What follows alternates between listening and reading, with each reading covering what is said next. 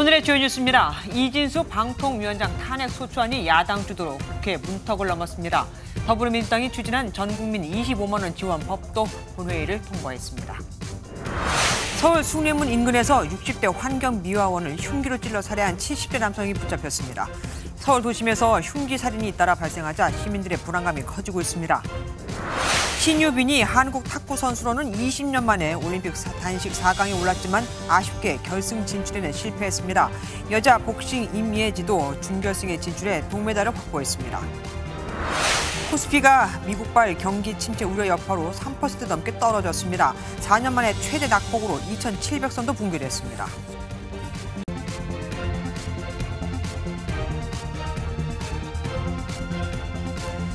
방송통신위원회가 또 멈춰섰습니다.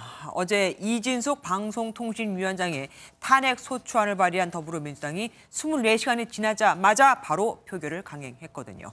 방통위를 상대로 벌써 4번째 탄핵 시도인데 앞서 표결 전 사퇴해버린 다른 위원장들과는 달리 이 위원장은 사퇴하지 않았습니다. 오늘 직무가 정지됐지만 이 위원장은 취임 하루 만에 KBS와 MBC 등 공영방송 이사 선임을 마친 상황. 그러니까 정부의 가장 시급한 현안을 마무리한 상태거든요. 취임한 지 사흘밖에 안 됐는데 너무 많은 일들이 일어나고 있죠.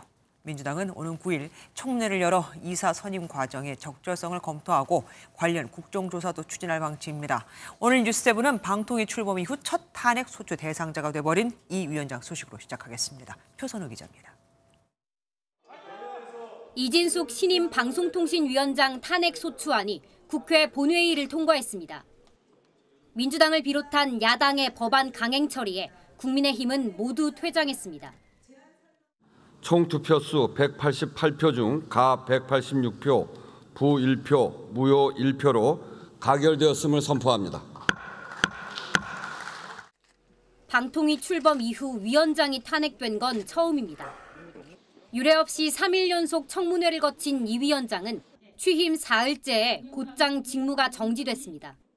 하지만 민주당은 오는 9일 과방위에서 방송 장악 청문회를 열고 공세를 이어갑니다. 지난달 31일 의결한 공영방송 이사 선임 과정을 따져 물을 계획으로 이 위원장과 김태규 부위원장은 물론 선임된 박문진 이사장과 KBS 이사 등 28명을 증인으로 부르기로 했습니다. 오는 6일엔 관련 문서 확인을 위한 방통위 현장 검증에도 나섭니다. 83명의 이사 후보자들을 도대체 어떻게 심사한 것입니까? 2시간이면 각 후보자별로 1분 30초도 쓰지 못할 시간입니다. 여기에 민주당은 8월 임시국회에서 관련 국정조사까지 추진할 방침이라 당분간 방송 장악 문제를 둘러싼 공방은 계속될 전망입니다. MBN 뉴스 표선우입니다. 대통령실은 이진숙 방통위원장의 탄핵을 반헌법적, 반법률적 형태라며 깊은 유감을 표했습니다. 북한의 오물풍선과 야당의 오물 탄핵이 무슨 차이가 있느냐며 원색적인 표현까지 썼죠. 이진숙 위원장은 야당의 탄핵 폭주에 맞서서 당당히 헌재의 심판을 받겠다고 했는데 어쨌든 방통위는 다시 또 남은 한 명이 위원장 직무대행도 하고 위원도 하는 1인 체제가 되어버렸습니다. 전정희 기자입니다. 국회에서 이진숙 방송통신위원장에 대한 탄핵안이 가결되자 대통령실은 곧바로 브리핑에 나섰습니다. 대통령실은 반헌법, 반법률적 행태라고 강하게 비판하며 깊은 유감을 표했습니다. 근무 하루 동안 어떻게 법률 위반 행위를 저질렀다는 건지 묻고 싶다며 야당의 탄핵 폭주에 맞서 이진숙 위원장은 당당히 헌재의 심판을 받을 것이라고 강조했습니다. 북한의 오물풍선을 보내는 것과 야당이 오물 탄핵을 하는 것이 대체 무슨 차이가 있는지 되묻고 싶습니다. 대체 누구를 위한 탄핵입니까? 대통령실은 22대 국회에 들어 민주당이 발의한 탄핵안만 이번이 7번째라며 9일에 한 건꼴로 탄핵안을 발의하고 있다고 꼬집었습니다. 그러면서 야당의 횡포는 대한민국의 발목을 잡는 것이라며 헌정 파괴 정당은 국민의 심판을 받게 될 것이라고 날을 세웠습니다. 병원의 입원 중인 이진숙 위원장도 입장문을 통해 깊은 유감을 표했습니다. 탄핵 소추와 잦은 사태의 악순환을 이제는 끝내야 할 때라며 거대 야당의 탄핵 소추 횡포에 당당히 맞서겠다고 밝혔습니다. 이진수 위원장이 직무정지 상태가 되면서 방통위는 또다시 김태규 부위원장 1인 체제가 됐습니다. 1인 체제에서는 주요 의견 행위 등을 할 수 없어 방통위는 사실상 식물 상태가 될 전망입니다. MBN 뉴스 전정인입니다. 이게 말이 될까요? 서울에서만 최근 9일 동안 무려 7건의 칼부림 사건이 발생했습니다. 오늘은 서울 시내 한복판에서 70대 남성이 흉기를 휘둘러 지하보도에서 총 쏘던 노동자가 목숨을 잃었죠. 이 남성은 피해자와 대화하던 중 자신을 무시한다는 생각에 범행을 저질렀다고 진술했습니다. 심동욱 기자가 단독 보도합니다. 구급차 한 대가 빠르게 달려오더니 구급대원이 내려 황급히 달려갑니다. 잠시 뒤 경찰차가 잇따라 현장에 도착하고 한 여성이 들것에 실려 나옵니다. 오늘 새벽 서울 숭례문 인근 지하보도에서 환경미화원인 60대 여성이 70대 남성 A씨가 휘두른 흉기에 찔렸습니다. 서울 중구 용역업체 소속으로 근무하던 피해 여성은 새벽에 청소를 하다가 A씨와 실랑이가 벌어져 변을 당한 것으로 전해졌습니다. 청소를 하고 보니까 자고 있어요. 자고 있는데 깨웠는데 거기서 이제 서로 갈등이 있다 보니까. 흉기에 찔린 여성은 신고를 받고 출동한 소방에 의해 병원으로 옮겨졌지만 1시간여 만에 숨졌습니다. 범행 장소 주변 건물의 CCTV 등을 확인해 동선 파악에 나선 경찰은 범행 3시간여 만에 A씨를 긴급 체포했습니다. 경찰에 따르면 지난해 12월까지 노숙 생활을 해오던 A씨는 피해 여성과 평소 알고 지내는 사이로 대화를 하다 자신을 무시한다는 생각에 화가 나 범행을 저질렀다고 진술했습니다. A씨는 범행 당시 음주나 마약 투여 상태는 아니었던 것으로 나타났습니다.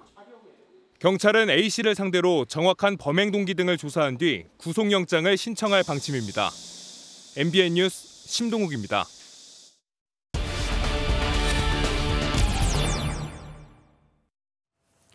이어지고 있는 흉기 범죄에 시민들이 떨고 있습니다. 피해자들이 특별히 잘못을 했거나 무슨 원수를 지는 관계가 아니었던 만큼 누구나 당할 수 있는 일이거든요. 사회부 장동근 기자와 더 깊게 알아보겠습니다. 어서 오십시오. 장 기자, 오늘 벌어진 숭례문 지하보도 사건, 이거 좀 구체적으로 설명을 해주세요. 네, 피의자인 70대 남성의 명확한 범행 동기는 아직은 밝혀지지 않았습니다. 다만 경찰은 이 남성이 피해자인 60대 환경미화원과 대화를 하다 자신을 무시한다는 생각에 범행했다는 진술을 확보한 것으로 전해졌습니다. 네. 물을 달라고 했지만 없다는 답을 들었고 이 과정에서 쌀쌀맞게 느껴졌다는 건데요. 앞서 저희 취재진과 만난 현장 인근 상인들은 평소 두 사람이 갈등을 빚은 것으로 알고 있다고 전했습니다. 자기는 여기서 쉬고 자고 해야 되는데 청소를 하려면은 귀찮기도 하고 그럴 거 아니에요. 뭐 짜증을 낸다거나 화를 낸다거나. 앞서 들어보면 피해자는 어쨌든 거기서 일을 하고 있었습니다. 청소 노동자였으니까. 그럼 가해자는 거기 왜 있었던 겁니까? 네, 이 남성은 지난해 12월까지 노숙 생활을 하다가 현재 서울 동자동의 한 여인숙에 거주하는 것으로 확인됐습니다. 그런데 폭염이 이어지면서 집이 너무 더워 밖으로 나오게 됐고 평소 안면이 있었던 피해 환경미화원을 만나게 된 것으로 조사됐습니다. 네. 범행에 쓰인 흉기에 대해서는 이 남성은 살해 목적을 갖고 준비한 건 아니었고 평소 가지고 다니던 물품이었다는 취지로 진술한 것으로 알려졌습니다. 잠깐 전해드렸지만 최근 9일 동안 무려 7건의 이런 비슷한 범죄가 발생을 했습니다. 시민들이 불안할 수밖에 없어요. 네, 그렇습니다. 불과 나흘 전에 은평구의 한 아파트 단지에서 30대 남성이 날 길이만 80cm인 일본도를 휘둘러 이웃을 살해하는 일이 있었죠. 네. 너무 충격적인 소식에 많이들 놀라셨을 텐데요. 지난달 25일에는 영등포구에서 40대 남성이 흉기를 들고 처음 보는 사람을 협박해 구속 상태로 검찰에 넘겨지기도 했습니다. 최근 흉기 범죄가 잇따르면서 지난해 7월 큰 충격을 줬던 신림역 흉기 난동의 악몽이 재현되는 것 아니냐는 불안감까지 커지고 있습니다. 이런 일들이 워낙 많이 일어나기도 하고 또 가까운 데서 일어나다 보니까 좀 걱정되고 불안한 부분이 있죠. 예, 더 이상의 모방 범죄나 유사 범죄 같은 건 안 일어나야 할 텐데요. 지금까지 장동근 기자와 함께했습니다. 유흥주점에서 지인 3명에게 망을 보게 하고 술에 취한 여성 종업원을 성폭행한 혐의를 받는 현직 서울시 구의원에 대한 구속영장 심사가 열렸습니다. 경찰 조사에서 강제성이 없었다고 진술했는데 오늘도 무죄를 밝히겠다며 혐의를 부인했습니다. 백길종 기자입니다. 검은색 마스크를 끼고 고개를 숙인 남성이 경찰에 붙들려 법원 밖으로 나옵니다. 지난 4월 서울 서초구의 한 유흥주점에서 만취한 여종업원을 성폭행한 혐의를 받는 성동구의회 의원 고모 씨에 대한 구속영장 심사가 열렸습니다. 고 씨는 경찰 조사에서 합의하에 관계를 가졌다며 강제성을 부인한 것으로 알려졌는데 오늘도 혐의를 인정하지 않았습니다. 성실하게 조사받고 무죄 밝히겠습니다. 하지만 당시 일행 3명이 방문 앞에서 망을 보며 고 씨의 범행을 도왔는지 묻는 질문엔 입을 닫았습니다. 일행한테 직접 망보라고 시키신 건가요? 고 씨는 범행 당시 더불어민주당 소속이었지만 사건 발생 석 달이 지나 탈당계를 제출해 현재는 무소속 상태로 확인됐습니다. 고 씨의 구속 여부는 이르면 오늘 밤 결정될 것으로 보이는데 법원이 영장을 발부할 경우 일행들과의 범행 공모 정황 파악 등 경찰 수사에 탄력이 붙을 전망입니다. MBN 뉴스 백길종입니다. 이른바 먹방 유튜버 쯔양을 상대로 공갈과 공갈 방조 등의 혐의를 받는 쯔양 전 남자친구의 변호사와 유튜버 카라큘라도 구속 기로에 섰습니다. 쯔양은 이 변호사의 보복에 두려워 고문 계약을 체결하고 2,300만 원을 지급했다고 주장한 바 있습니다. 이재호 기자가 보도합니다. 변호사 최 씨와 유튜버 카라큘라에 대한 영장실질심사가 수원지방법원에서 열렸습니다. 이들은 영장실질심사가 시작되기 2시간 전 이곳 수원지검 청사를 찾아 비공개 통로를 통해 법정으로 들어가 모습을 보이진 않았습니다. 최 변호사는 쯔양에 대한 공갈과 유튜버 구제혁의 공갈범행 방조 등의 혐의를 받고 있습니다. 내가 유서를 보면서 복수를 해야 되나 말아야 되나 맨날 그래요. 제가 하는 제품 그잖아요. 정원이가 한 번만 고기 먹고 주는데 버려도 그게 어려워요? 카라큘라는 유튜버 구제혁이 쯔양을 상대로 저지른 공갈 범행을 방조한 혐의를 받고 있습니다. 쯔양이 협박을 당하고 있다고 폭로한 유튜브 가로세로 연구소 김세희 대표는 법원을 따로 찾아 쯔양 측 팬클럽으로부터 고발을 당했다며 법적 대응을 예고하기도 했습니다. 저를 허위 사실 적시에 의한 명예훼손으로 고발을 한 걸로 일단 추정돼요. 고발을 했기 때문에 여기에 대해서는 저는 진실을 밝혀달라. 뭐가 허위냐 제가 해명을 촉구한 것입니다. 최 변호사와 카라큘라에 대한 영장 발부 여부는 오늘 밤 결정될 것으로 보입니다. MBN 뉴스 이조입니다. 어제 인천에 있는 아파트에서 운행 중도 아니고 충전 중도 아닌 그냥 주차돼 있었던 벤츠 전기차에서 불이 나 200명 넘는 주민이 대피했다고 전해드렸었는데요. 그냥 차량 한 대가 탄 게 아니었습니다. 전기차 배터리에 붙은 불이 오랫동안 꺼지지 않으면서 주변 차들은 물론 지하 주차장에 있던 상하수도 배관과 전기선이 파손이 돼 아파트 수백 가구에 전기와 물이 끊겨버렸거든요. 이 폭염에 말입니다. 노승환 기자가 취재했습니다. 물이 끊긴 아파트 주민들이 무거운 생수 묶음을 들고 갑니다. 설상가상 전기마저 끊겨서 엘리베이터도 멈춰섰습니다. 푹푹 찌는 폭염에 11층까지 걸어 올라가야 합니다. 이런 주민이 1,000명이 넘습니다. 이번 이런 사고들이 있었거든요. 언론을 알아서 좀 위험하다 그러긴 했었어요. 이렇게까지 어제 지하 주차장에 있던 전기차에서 불이 난 인천의 그 아파트입니다. 벤츠 전기차의 폭발로 시작된 불은 진화에 애를 먹으면서 주변에 있던 차량 47대를 완전히 불태웠습니다. 일부가 타거나 그을린 차도 100대가 넘습니다. 망가진 건 차뿐만이 아닙니다. 지하 주차장에 설치된 상하수도관과 전기설비가 불타면서 5개 동의 전기수도가 끊겼습니다. 신고 6분 만에 소방차는 도착했지만 전기차 배터리에 붙은 불이 8시간 넘게 꺼지지 않으면서 벌어진 일입니다.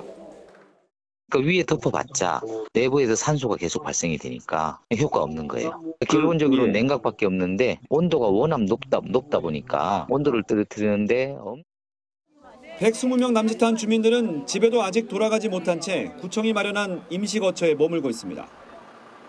MBN 뉴스 노승환입니다. 밤 더위의 기세가 오늘도 무섭습니다. 보통 전날 오후 6시부터 다음날 오전 9시까지 최저 기온이 25도 이상인 경우를 열대야라고 하는데 이젠 30도 이상 기온이 계속되는 초열대야까지 생겨나고 있죠. 강원도 강릉은 어젯밤 최저기온이 31.4도를 기록하며 관측 이래 가장 더운 밤을 기록했습니다. 말 그대로 뜨거운 강릉 밤바다엔 사람들이 쏟아져 나왔죠. 초열대야로 잠 못 이루는 강릉을 장진철 기자가 돌아봤습니다. 대나처럼 밝은 강릉 경포해변. 바다에는 어른아이 할 거 없이 물놀이가 한창입니다. 무서운 밤더위를 조금이나마 식혀보려고 폐장 시간인 오후 9시까지 해수욕을 즐기는 겁니다. 낮에는 너무 더워가지고 막 해도 세고 선크림 발라도 너무 따가우니까 너무 못 나오다가 밤바다 수영이 진짜 이번 휴가의 좀 핵심이 아니었나. 지금 시각은 오후 9시가 조금 넘었습니다. 해가 진 지 꽤 지났는데도 여전히 기온은 영상 30도를 웃돌고 있습니다. 한낮 기온과 불과 5도 정도밖에 차이가 나지 않습니다. 강과 바다가 맞닿는 다리 위는 더위에 지친 시민들이 차지했습니다. 강과 바다가 만든 솔솔 부는 천연 에어컨 바람으로 며칠째 설쳤던 잠을 청합니다. 에어컨을 켜고 있는데 밤에까지 키면은 아무래도 뭐 전기세라든가 이런 게 좀 많이 나오니까요. 뭐 밤에는 그래도 좀 자연바람 느끼면서. 어제 강릉 지역 최저 기온은 31.4도, 관측 이래 가장 더운 날로 기록됐습니다. 열대야를 넘어 최저 기온이 30도를 웃도는 초열대야가 5일째 이어지고 있습니다. 원인은 뜨거운 남서풍이 태백산맥을 넘으면서 5도가량 기온이 더 올라가는 팬현상 때문입니다. 여기에 습한 바닷바람까지 더해져 강릉의 밤이 식을 줄 모르는 겁니다. 낮에는 폭염이, 밤에는 열대야가 이달 중순까지는 전국적으로 반복될 전망입니다. MBN 뉴스 장진철입니다. 미국과 러시아가 냉전 이후 최대 규모의 수감자를 맞교환했습니다. 무려 24명, 기자와 군인, 살인범도 포함됐는데 트럼프 전 대통령은 돈을 준 게 아닌가라며 바이든 정부의 외교 성과를 평가절하했습니다. 워싱턴에서 최종락 특파원입니다. 간첩 혐의로 러시아에 수감됐던 월스트리트 기자와 전 해병대원 등 3명의 미국인이 고국으로 돌아왔습니다. 러시아 측 수감자와 냉전 이후 최대 맞교환이 이루어지면서 8명은 러시아로, 13명은 독일, 3명은 미국으로 이송됐습니다. 백악관 국가안보보좌관은 석방 발표 도중 눈시울을 붉혔습니다. I spent a lot of time with the families of Evan and Paul and Alsu, and most of the time, as you can imagine, those are tough conversations.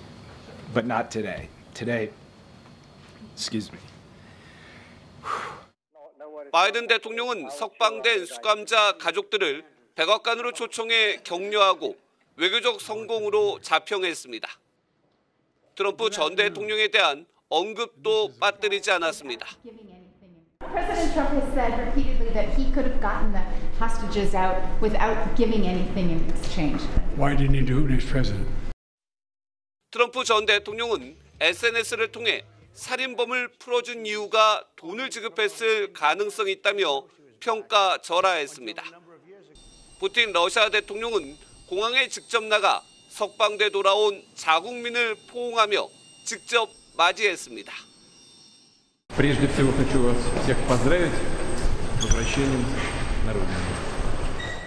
바이든 대통령은 이번 수감자 맞교환과 관련해 푸틴 러시아 대통령과 직접 접촉할 필요가 없었다며 일각에서 제기된 뒷거래설에 대해 분명하게 선을 그었습니다.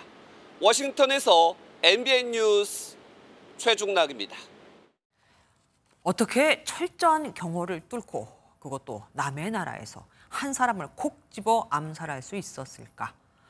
이란 심장부 테헤란에서 자행된 하마스 1인자 암살은 고도의 첩보전 결과였습니다. 2달 전에 설치한 폭탄으로 그것도 외과 수술식으로 한 명이 머무는 방만 폭파한 겁니다. 옆방에도 사람이 있었지만 옆방은 별로 손상되지 않았다니 그 치밀함과 정교함이 대단합니다. 주진희 기자가 보도합니다. 하마스 최고 정치 지도자 이스마일 하니예의 암살은 치밀하게 진행된 것으로 보입니다. Bomb was planted 2 months before Ismail Haniyeh arrived in the Iranian capital, and it was only once it was clear that Haniyeh was inside that guest house in his bedroom in charge of securing this guest house where Haniyeh. 애초 보도된 유도탄 공격이 아닌 폭탄이라면 이란 혁명 수비대로서는 뼈아픈 보안 실패입니다. 2개월 전은 라이시 전 이란 대통령의 사망 시기로 하니에가 차기 이란 대통령의 취임식에 참석할 것을 예상하고 그가 자주 묵던 숙소에 폭탄을 미리 설치한 것으로 추정됩니다. 고위 인사의 정보가 유출된 데다 군이 관리하는 숙소까지 뻥 뚫린 겁니다. 이란 테헤란에서는 친이란 세력이자 저항의 축이 집결해 보복 논의에 들어갔습니다. وأي نوع من العدوان مارستم وإلى أين مضيتم وذهبتم. One being the risk of failure and losing face, a risk of catastrophic success, which is penetrating Israeli air defenses, landing too many casualties, bringing the U.S. into the conflict, which is something Iran does not want. 이스라엘 정부는 해외 자국민이나 시설에 대한 테러 경보를 내리고 대비 태세에 들어갔습니다. 바이든 대통령과 네타냐후 총리는 통화한 뒤 미국 무기를 신규 배치하는 방안도 논의했습니다. MBN 뉴스 주진희입니다. 얼마 전 트럼프 전 미국 대통령이 총격을 당했었죠. 총이다. 피격 당시 트럼프가 총에 맞기 30초 전 지역 경찰이 다급하게 한 무전 내용입니다. 하지만 이 결정적인 메시지는 비밀 경호국에 전달되지 않았죠. 어처구니 없게도 장비가 제대로 작동하지 않아서 그랬다고 합니다. 이교욱 기자입니다. 트럼프 전 대통령을 겨냥한 총알이 발사되기 20분 전 비밀 경호국 저격수들은 옥상 위 총격범 크룩스의 모습을 확인했습니다. 다만 총을 소지한 모습이 포착되지 않아 위험 인물로 간주하긴 어려웠다고 항변했습니다. An individual with a backpack is not a threat. An individual with a rangefinder is not a threat. 총격 30초 전 한 경찰이 총이다라며 크룩스의 총기 소지 사실을 다급하게 비밀 경호국에 알린 것으로 드러났습니다. 하지만 기술 결함으로 무전은 전달되지 않았고 총성 뒤 경호원들이 뛰쳐나옵니다. 뉴욕타임스는 무전이 전달됐다면 경호원들이 총격 전 트럼프를 둘러싸 경호할 시간이 있었을 거라 지적했습니다. 기초장비인 무전기 작동조차 확인하지 않아 경호 참사를 저질렀다는 비판을 비밀 경호국도 인정했습니다. No information regarding a weapon on the roof was ever passed to our personnel. It is troubling to me that we did not get that information as quickly as we should have. 외신들은 비밀 경호국이 감시 드론을 날리지 않았고 신호 증폭 시스템 등도 갖추지 않았다고 지적했습니다. 오히려 크룩스는 총격 전 드론을 띄워 현장 상황을 파악하는 치밀함을 보였는데 159년 역사의 비밀 경호국이 20살 청년에게 기술적으로 밀렸다는 조롱의 목소리가 나옵니다. MBN 뉴스 이교욱입니다. TMF 사태를 수사하고 있는 검찰이 큐텐그룹의 재무 상황을 잘 아는 키맨 재무본부장을 소환했습니다. 모회사 큐텐의 구영배 대표는 재무 흐름을 잘 모른다고 답변했거든요. 미정산 금액만 1조 원에 달하는데 말입니다. 법원은 팀원과 위메프 대표의 회생 개시 절차를 보류하고 피해자들과 자율 구조조정 절차를 진행하기로 결정했습니다. 이혁재 기자입니다. 팀원 위메프의 판매 대금 미정산 사태를 수사하고 있는 검찰이 이틀째 압수수색을 진행했습니다. 재무 상황 변동을 파악하기 위해 자료를 확보하고 있는 검찰은 1조 원대에 달하는 미정산 대금의 행방을 쫓고 있습니다. 검찰은 오늘 큐텐그룹의 재무 상황을 가장 잘 알고 있는 이시준 재무본부장도 소환해 조사했습니다.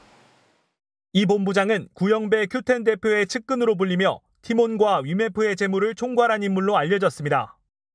저희 재무본부장이 전체적으로 총괄을 하고 있습니다. 자, 그러면 검찰은 이번 소환 조사와 압수물 분석을 통해 그룹 내부의 자금 흐름을 확인한 뒤 구 대표 등 경영진을 차례로 부를 방침입니다. 이를 위해 대검찰청에서 회계분석요원을 파견받았고 금융감독원과도 공조하고 있습니다. 검찰 수사가 속도를 내는 가운데 서울회생법원은 팀원 위메프 대표를 출석시켜 회생 신청 신문을 진행했습니다. 저희에게 기회를 주신다면 피해자 복구와 회사의 정상화를 위해서 독자 생존을 계속 모색하고 회생 절차에도 적극 임하고 이러려고 합니다. 신문을 마친 법원은 한 달간 회생 절차를 보류하고 피해자들과 자율적인 구조조정 프로그램을 진행하기로 결정했습니다. MBN 뉴스 이혁재입니다. 오늘 우리 금융시장은 그야말로 검은 금요일이었습니다. 경기 침체 공포로 인해 미국 증시가 급락하자 우리도 폭락한 건데 코스피는 4년 5개월 만에 최대 낙폭을 기록했습니다. 이승민 기자입니다. 국내 증시가 하락해 질렸습니다. 코스피와 코스닥 모두 급락 마감했는데 코스피는 101포인트, 3.65% 빠져 2020년 3월 이후 낙폭이 가장 컸습니다. 통신을 제외한 거의 모든 업종이 약세였습니다. 삼성전자를 비롯해 SK하이닉스, 한미반도체 등 반도체주의 낙폭이 두드러졌습니다.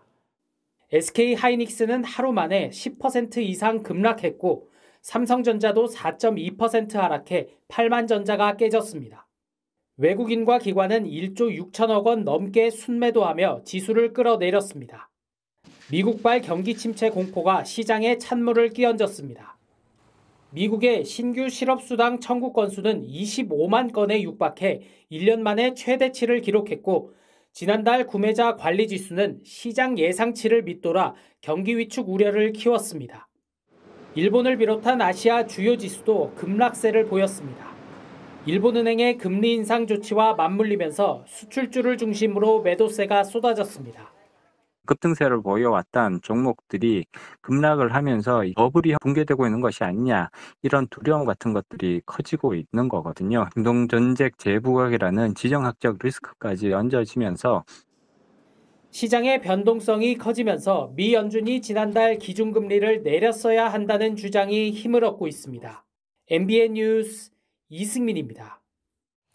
한동훈 국민의힘 대표가 새로운 정책위의장을 지명했습니다. 친한도, 친윤도 아니라 개파와 관련해서는 무색무취라고까지 불리는 인물인데 그래서일까요? 한 대표, 당내 갈등은 없다고 강조하며 변화를 보여주기 위한 결정이었다고 했습니다. 정책위의장의 교체를 놓고 말이 많았던 이유는 한 대표가 최고위 9명 가운데 5명의 우군을 확보할 수 있느냐 하는 것 때문이었죠. 일단 새 지도부는 한동훈 대표에게 유리한 구도로 짤 수 있기로 했습니다. 민지숙 기자입니다. 한동훈 국민의힘 대표는 TK 사선 중진 김상훈 의원을 새 정책위의장으로 지명했습니다. 친윤계로 꼽히는 정점식 전 의장이 미묘한 신경전 끝에 사퇴한 지 하루 만입니다. 변화를 보여드리기 위해서 그런 결정을 할 수밖에 없는 상황이라는 걸 잘 설명드렸고 저희의 그런 갈등은 없습니다. 저희가 함께 잘해보겠습니다. 김상훈 신임 정책위의장 지명자는 당내 정책통으로 꼽히며 개파색이 였다는 평가를 받고 있습니다. 저는 개파 프레임을 되게 싫어하는 사람이라서 최고위 석상에서 4대5, 5대4 그렇게 불거질 일이 사실은 없습니다. 하지만 추경호 원내대표와 같은 대구 출신으로 한 대표가 강조했던 새로운 인사는 아니란 비판도 나옵니다. 앞서 정책위의장 자리는 당 지도부의 친윤 대 친한 비중을 5대4냐 4대5냐로 가를 캐스팅 보터로 떠올랐습니다. 지명직 최고위원회 친한계 김종혁 전 조직부총장이 낙점되면서 한동훈 대표에게 유리한 구도로 역전됐다는 평가가 나옵니다. 한동훈 대표는 다음 주 초까지 인선을 모두 마무리할 계획입니다. 신임 정책위의장이 의원총회 추인 절차를 무사히 통과할지가 지도부의 첫 번째 시험대가 될 전망입니다. MBN 뉴스 민지숙입니다. 전 국민에게 1인당 25만 원에서 35만 원을 차등 지급하는 민생회복지원금법이 야당의 단독 처리로 국회 문턱을 넘었습니다. 민생회복지원금법 본회의 통과에 이어 노란봉투법도 상정이 됐는데요. 국회로 가보겠습니다. 유승호 기자, 노란봉투법도 필리버스터가 진행이 되고 있는 겁니까? 네, 노동조합 및 노동관계조정법 2, 3조 개정안 이른바 노란봉투법에 대한 필리버스터가 약 3시간 전인 오늘 오후 4시 30분부터 시작됐습니다. 현재는 첫 주자로 나선 이미자 국민의힘 의원의 반대 토론이 계속되고 있는데요. 불법 파업 조장법이라고 주장하는 국민의힘과 노동자 권리보호법이라는 민주당, 7월 임시국회 마지막 날인 내일 자정까지 팽팽히 맞설 것으로 보입니다.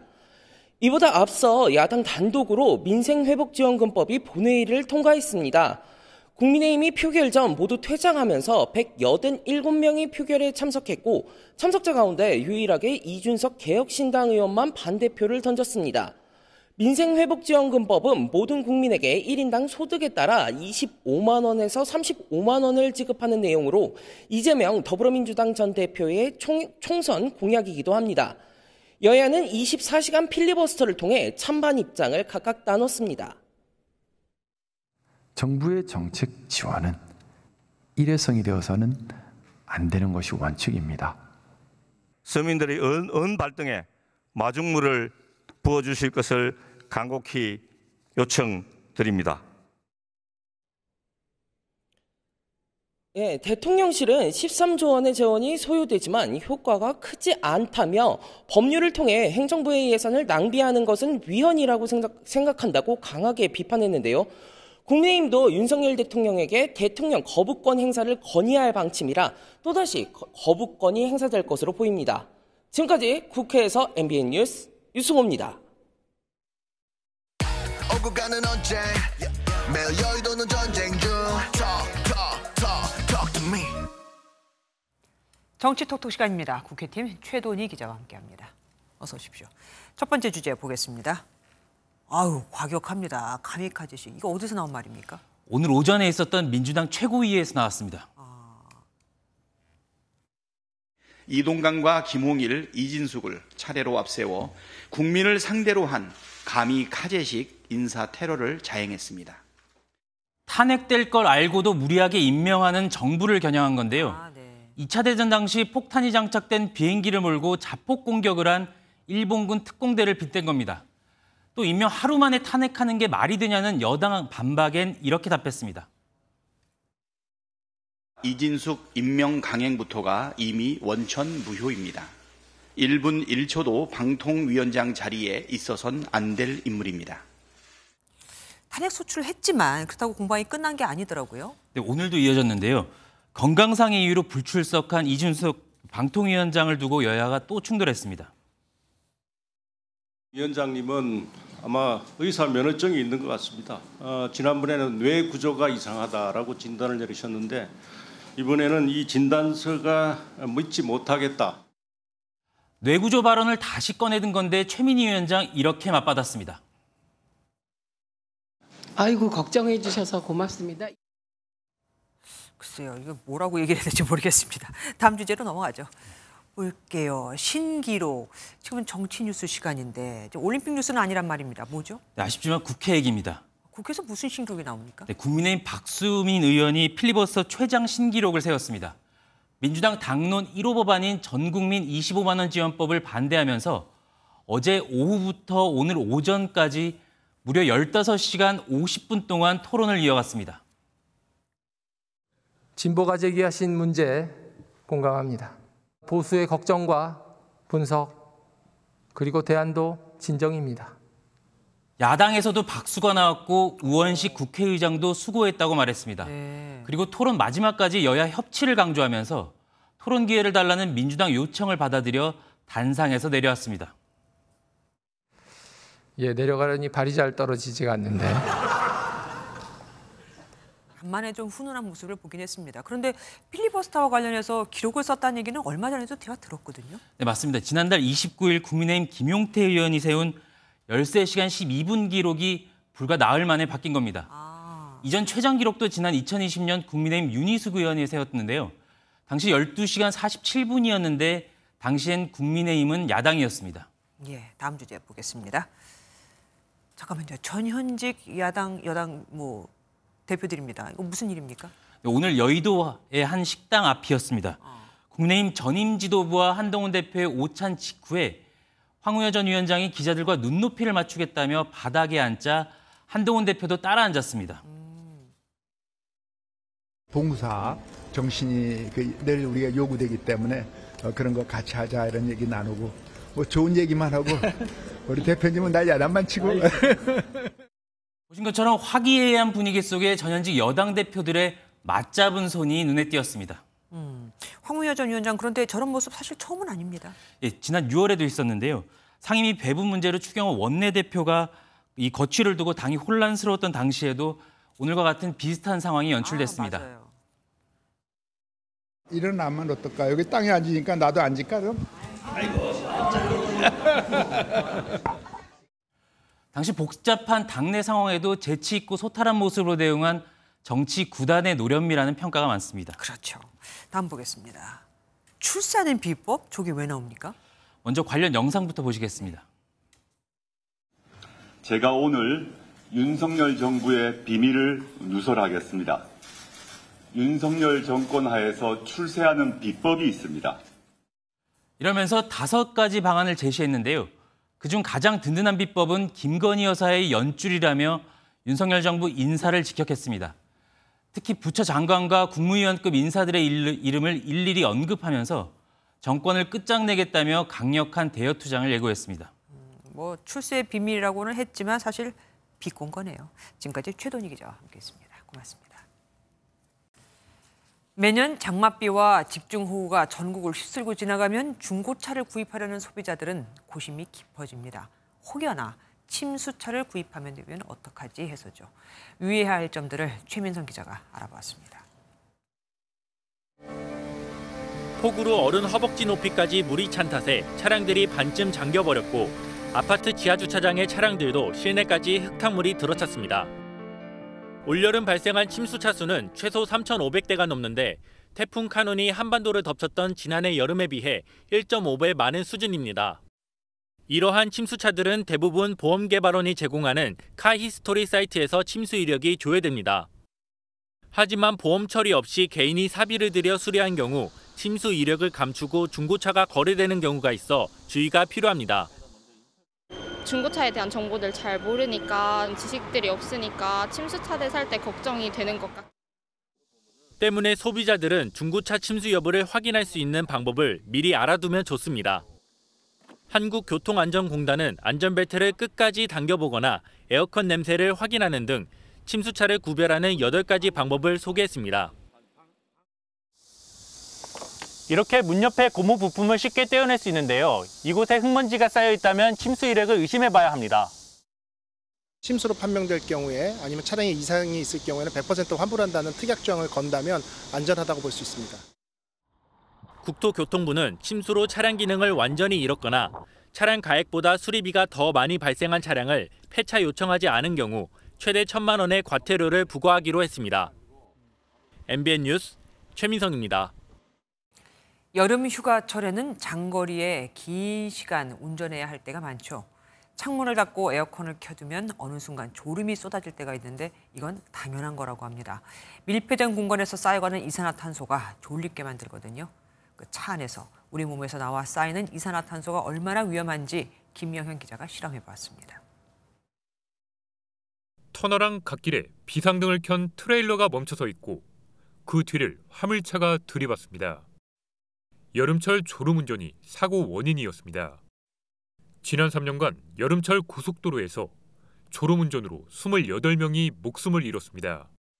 여름철에 이제 에어컨을 켜고 창문을 닫고 운전하는데 산소가 조금 부족해서 그런지 약간 졸음 운전한 적도 있고요. 졸음운전의 주범은 이산화탄소로 꼽힙니다. 밀폐된 공간에서 운전하면 이산화탄소는 늘어나고 산소는 줄어들면서 졸음이 밀려오게 됩니다. 여름철 차량 내부의 이산화탄소 농도가 얼마나 빨리 올라가는지 이 장비로 측정해 보겠습니다. 성인 2명이 탄 승용차 내부의 이산화탄소 농도는 472 ppm. 창문을 닫고 에어컨을 켠 채로 30분을 달렸더니 4000 ppm을 훌쩍 넘어섭니다. 성인 4명이 탑승해봤습니다. 차가 출발하고 15분 만에 5000 ppm으로 올라갑니다. 지금 어떠세요? 지금 상태가 조금 살짝 몽롱한 정도? 네. 보통 이동수단의 법정 기준은 1500ppm인데 그 5000에서 6000 수준까지 되면 두통이 유발되면서 어지럼증까지 호소할 수 있습니다. 졸음운전이 얼마나 위험한지 시뮬레이터를 이용해 실험했습니다. 시속 100km, 눈이 감기기 시작합니다. 어느 순간 정신을 잃고 차로를 벗어나 앞서가던 차량을 들이받습니다. 1초에 28m를 갑니다. 근데 눈을 감은 상태에서 3, 4초가 지난다는 것은 한 100m 정도를 의식 없는 상태로 가는 거기 때문에 굉장히 위험합니다. 장거리 운전할 때 환기를 자주 해주고 에어컨을 켜더라도 외기 버튼을 꼭 누르고 주행할 것을 전문가들은 조언합니다. MBN 뉴스 김영현입니다. 국민소득 5만 달러, 인구 5천만 명, 세계 5대 경제 강국을 향한 MBN 특별기획 555 시간입니다. 네덜란드는 국민소득 5만 달러를 오래전부터 달성한 우리나라보다 작지만 잘 사는 나라입니다. 우리가 5만 달러 강국이 되기 위해서는 어떤 점을 교훈 삼아야 할지 이혁근 기자가 짚어봤습니다. 네덜란드 국토 면적은 우리나라의 40%에 불과합니다. 하지만 지난 2018년부터 꾸준히 국민소득 5만 달러를 넘기는 강소국입니다. 비결로 꼽히는 건 우선 세계의 물류 포트입니다. 암스테르담에 있는 스키폴 공항, 에어포트, 로테르담에 있는 항구, 시포트, 그리고 아인토벤에 있는 지식허브, 브레인포트라고 하는데요. 글로벌 연결성 지수에서 세계 2위를 기록하고 있고. 유럽 최고의 물류 시스템에 뛰어난 산업 인재를 키우는 교육 거점이 맞물려 시너지를 낸다는 평가입니다. 지난 2011년 농업과 첨단 기술 등 10개 선도 산업을 택해 네덜란드 정부가 전략적으로 키운 것도 국제 경쟁력을 끌어올렸다는 분석입니다. 네덜란드 농업 종사자는 전체 인구의 1%에 불과하지만 첨단 기술을 활용하면서 세계 2위의 농산품 수출국으로 도약했습니다. 또 필립스전자나 ASML 반도체 같은 걸출한 대기업 역시 선도 산업 정책을 발판 삼아 성장했습니다. 세금 공제 등 개방형 경제 구조로 전 세계 기업들이 투자하기 좋은 나라가 된 것도 강점입니다. 네덜란드는 부가가치세 납부 유예제도, R&D 투자 촉진을 위한 원천세 및 각종 세액 공제 제도와 같은 기업 친화적인 제도를 운영하고 있습니다. 우리나라에서 네덜란드를 적극 벤치마킹하고 있는 곳은 새만금입니다. 새만금을 신앙망과 배우도시를 연계한 네덜란드 노틀댐 항 같은 글로벌 식품 가공 물류 중심지로 구축해 나갈 계획을 갖고 있습니다. 입주 기업에 세제 혜택을 주는 등 적극적인 기업 유치에 나선 것도 네덜란드와 비슷합니다.